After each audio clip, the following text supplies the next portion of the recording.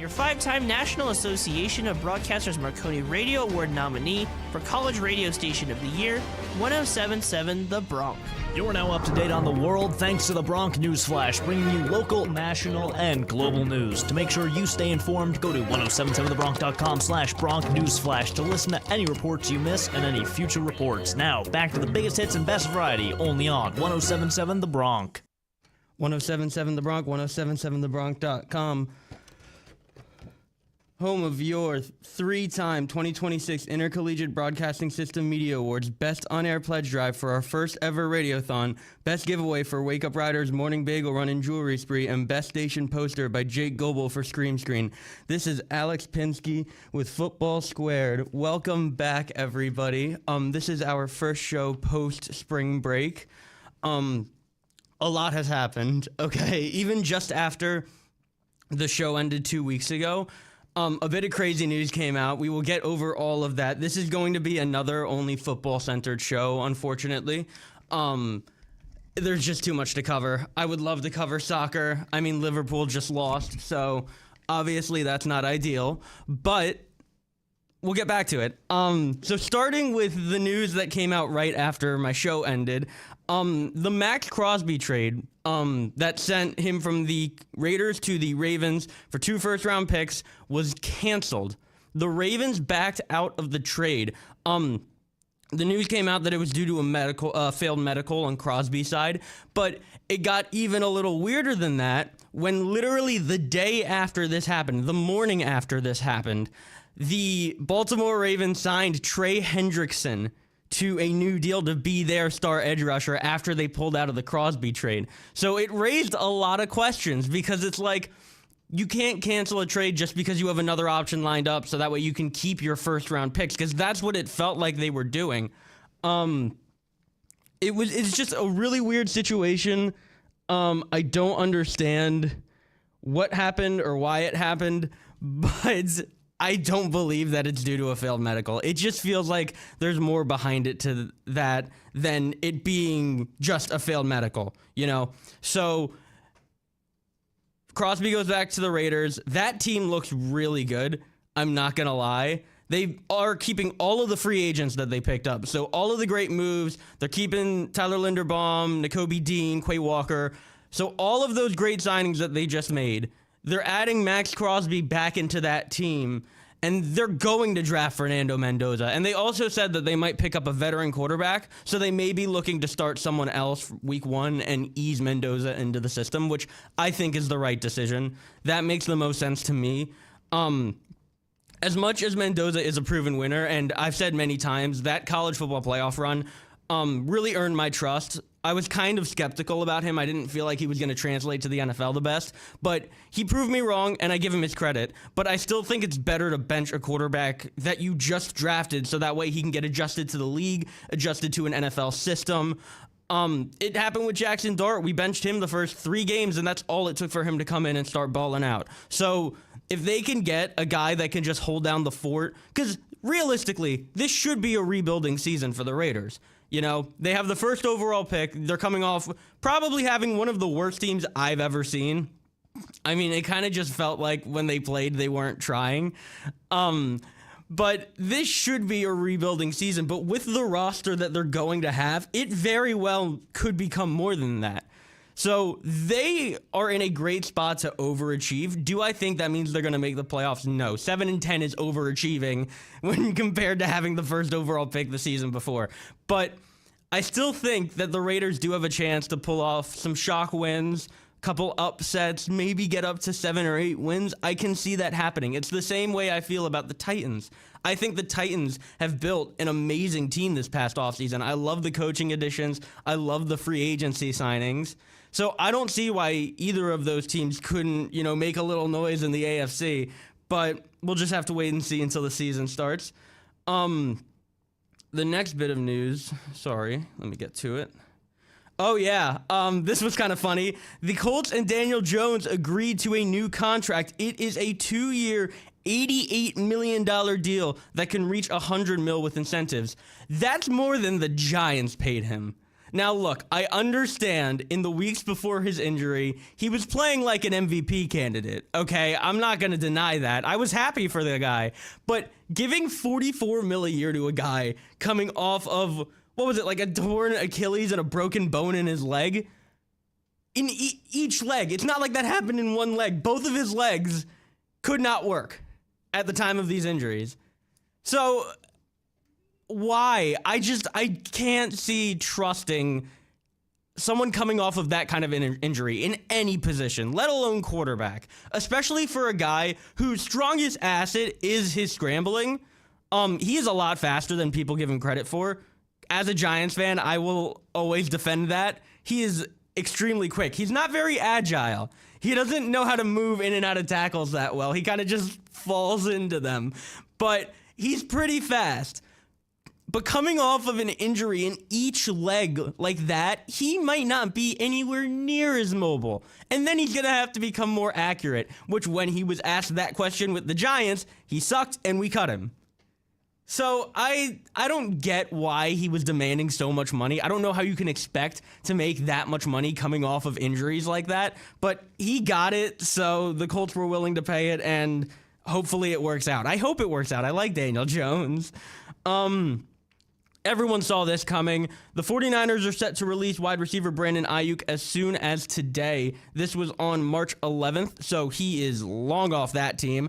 Has not been re-signed yet, or signed, sorry, he's not getting re-signed. He is not, no, he is done with the Niners. But the most expected team for him to land with is the Washington Commanders, which would make a really cool receiving core like 5 years ago. Terry McLaurin and Brandon Ayuk. I still think Terry McLaurin is a beast, but he's in his 30s now. He's reaching the end of his career, and it sucks to say that because, God, that makes me feel old. But still, he's reaching the end. You're just bringing in a guy coming off of an injury that he didn't even rehab for. Remember that. The fact that the Niners cut him because he didn't rehab his injury. And now he's going to get signed by another team, and they're going to expect him to play at a level that they want him to play at for the money that he's going to demand. That's another trap contract. Brandon Ayuk is a trap player, and it's why no one has picked him up yet. I don't know if any team is going to want to sign him, even the Commanders. So we're just going to have to wait and see where he goes. Back to free agency, the Colts are signing former Jets D lineman Michael Clements to a 3-year, $17.5 million contract with upside to $18.5 million, excuse me. And they're just bolstering the D line. They have a good line, but they lost Kwity Paye in the offseason. DeForest Buckner, as good as he is aging. So getting a guy locked in on a contract, especially a contract for a D lineman that isn't that expensive, 3-year, $17.5 for a D lineman, that's not that bad, especially for a starting quality defensive lineman. So I think that's a good deal. I like the signing. That's a good contract. Kevin Byard, the former Titan, Eagle, and Bear, is signing with the New England Patriots on a 1-year deal. They lose Jalen Hawkins in free agency. They pick up Kevin Byard. It makes sense, you know. They had to replace safety with where they're picking in the draft. I don't think there's a lot of great safety options. There's corners. I know there's corners, but I don't think safeties are as abundant late in the first. So that makes sense. And Byard's reliable. He's still very good. So that's a good pickup on the Patriots' part. The Vikings and Aaron Jones agreed to a restructured deal that will keep him in Minnesota. So they keep that. I don't know if I want to call it two-headed monster because I don't know if it's necessarily a monster, but they keep Aaron Jones and Jordan Mason together.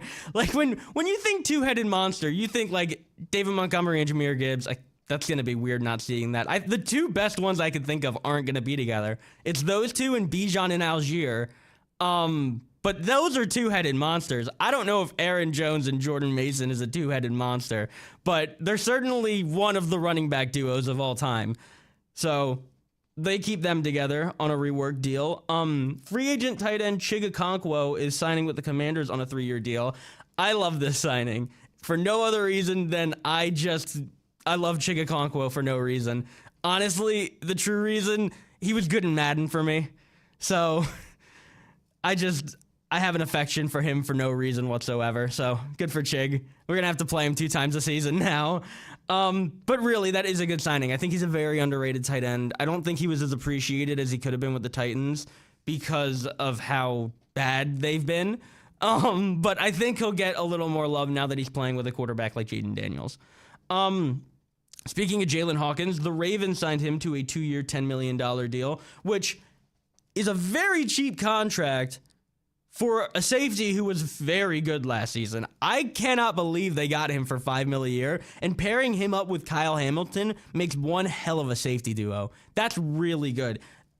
Even without Max Crosby, I'm still really liking the direction that the Ravens are heading in. I mean, they still got Trey Hendrickson. Look, it was scummy. It was scummy as hell. I'm not denying that.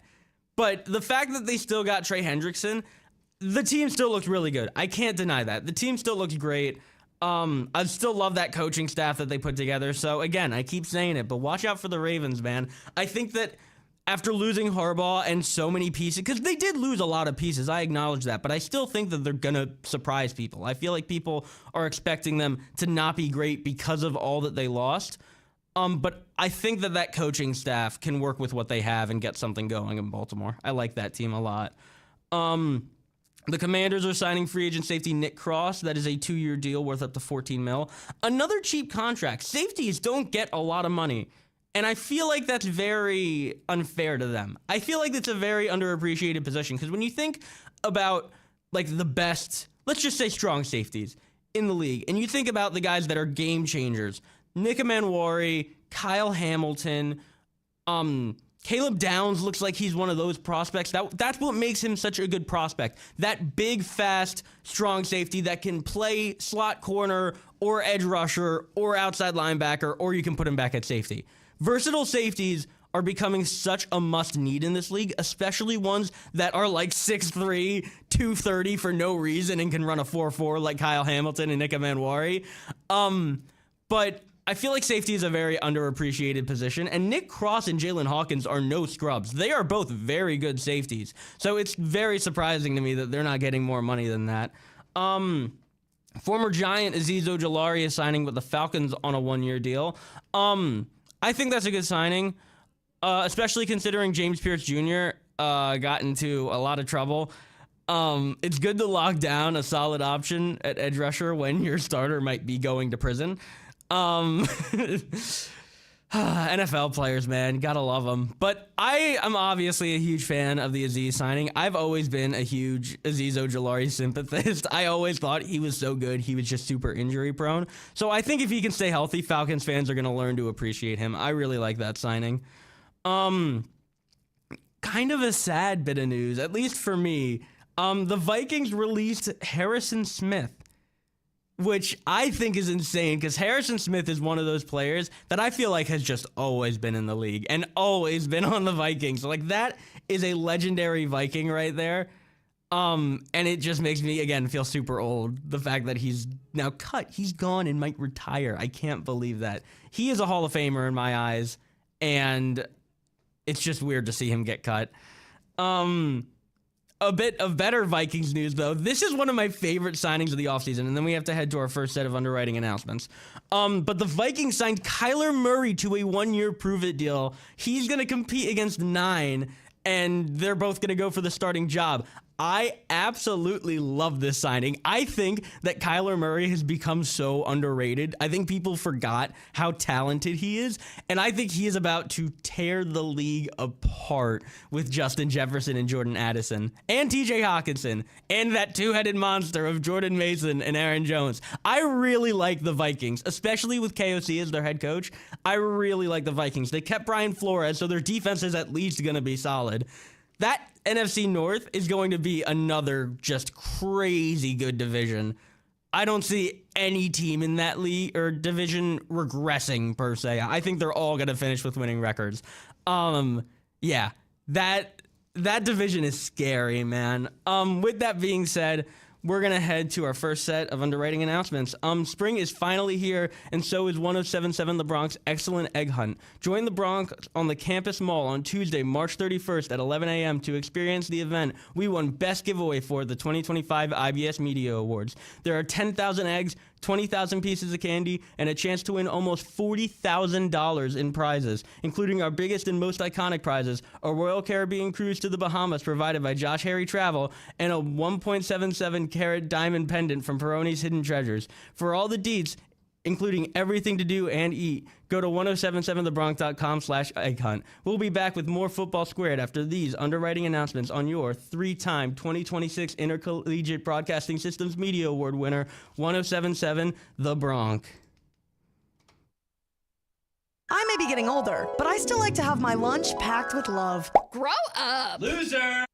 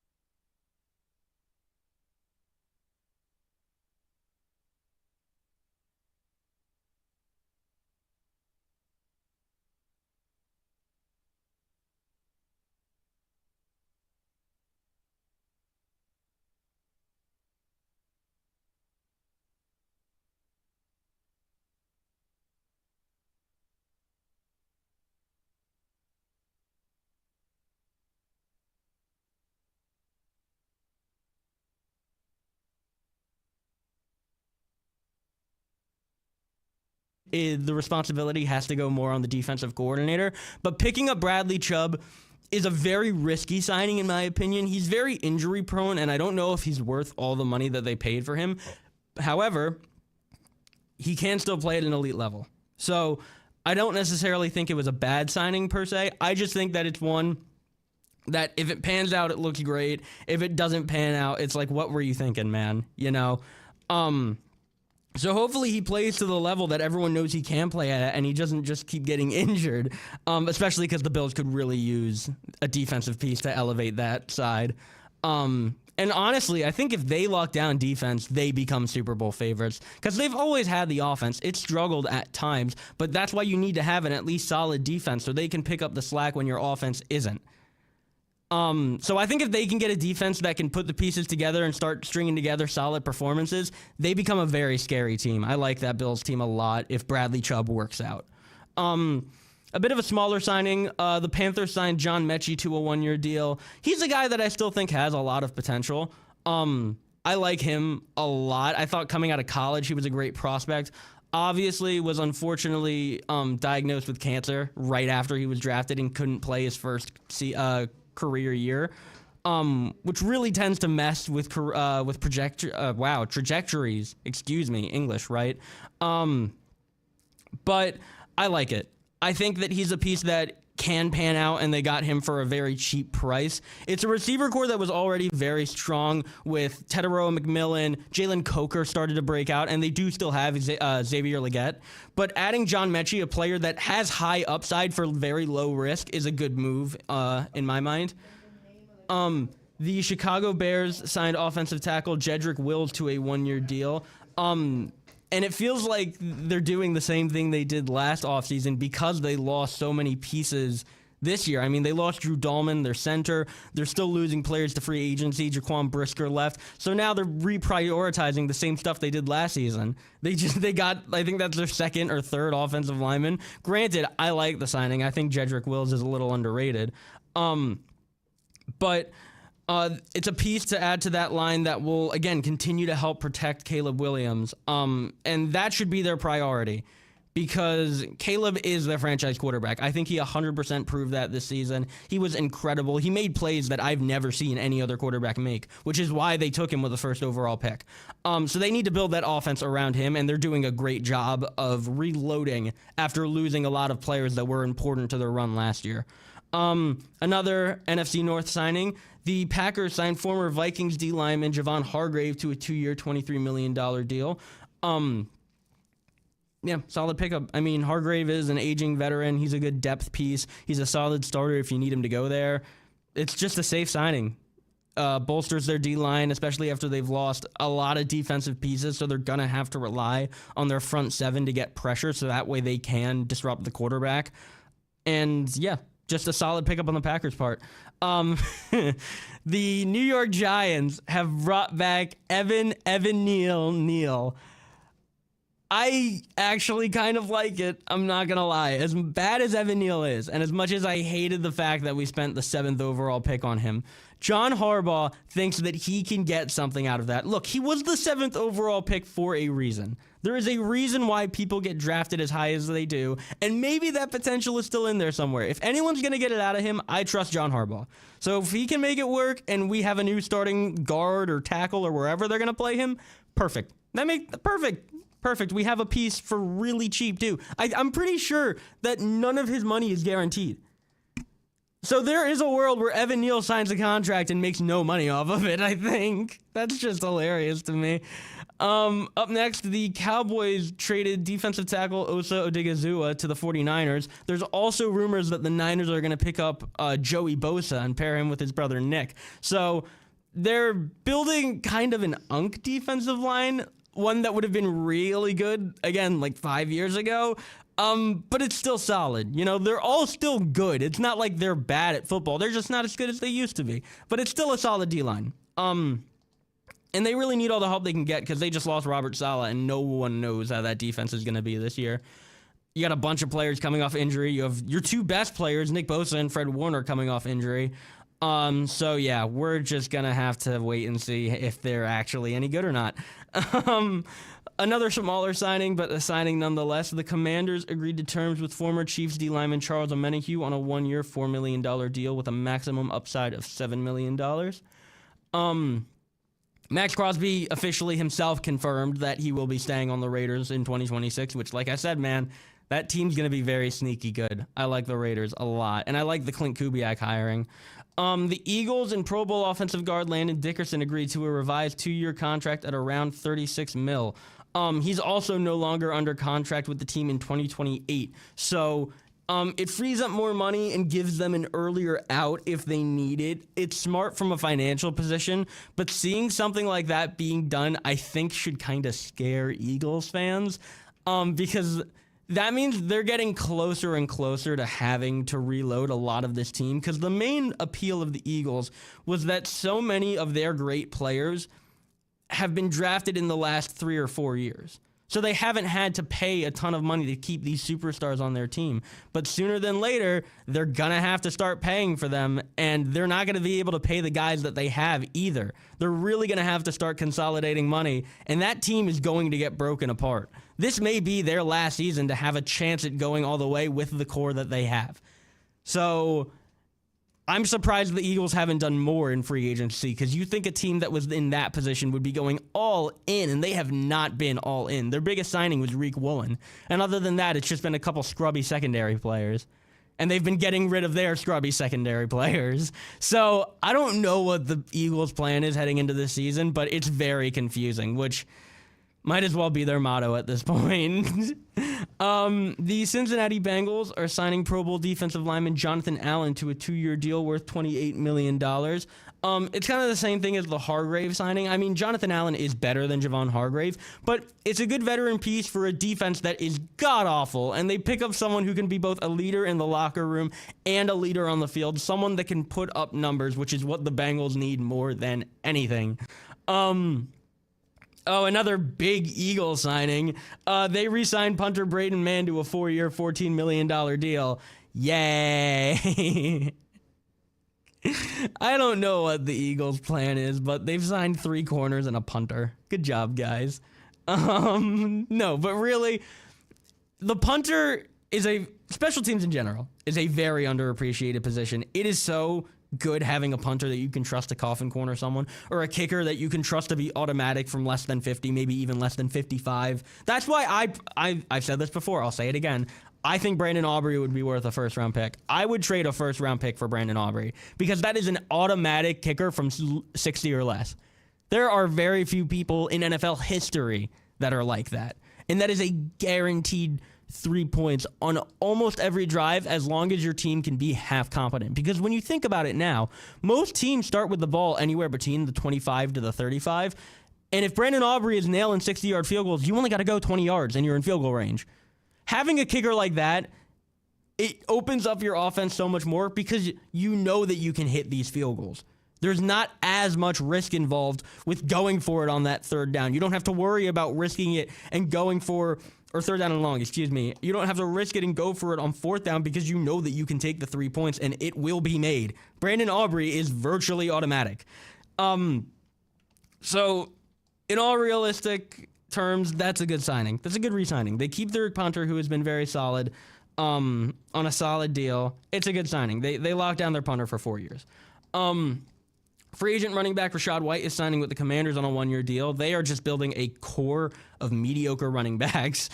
I know a lot of people have a lot of faith in Bill Krosky-Merritt, but he has a fumble issue, and I still think he's a mediocre running back, at least as of right now. So they're going to go with that same mentality of just having 3 mid-running backs and hoping that it works. This signing is getting very overlooked, I feel like. The Niners brought back Dre Greenlaw on a 1-year deal. I like that a lot. I think that is very beneficial to have back a guy. I think he's way past his best, but I still think that he's a very good piece to have on defense, and pairing him back up with Fred Warner is going to be very good for that team. Bryce Huff, the former Jet, Eagle, and 49er, is retiring from the NFL after 6 seasons.